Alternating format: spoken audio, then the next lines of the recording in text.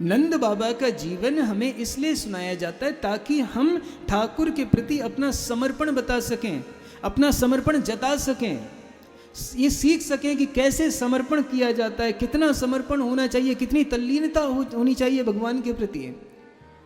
तो आज जब नंद बाबा को कृष्ण मिल गए तो कृष्ण के सामने उनको लगता है किसी भी वस्तु की आवश्यकता नहीं है।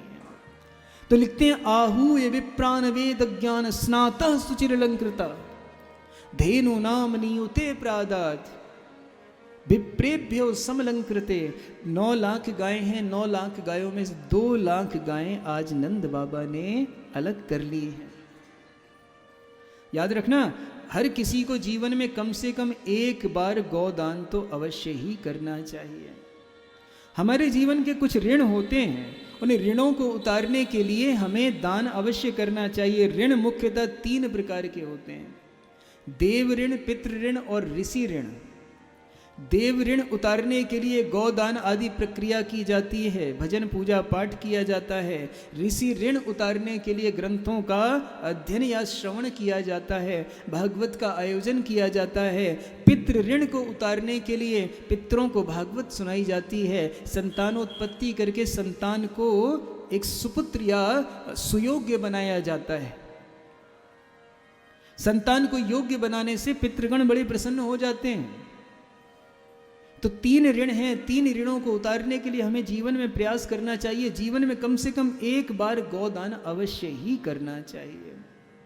लेकिन हम लोग करते हैं गौदान, और गौदान के नाम पे 1100 रुपया पकड़ा के चले आते हैं, गौदान कर लो पंडित जी, हो गया काम।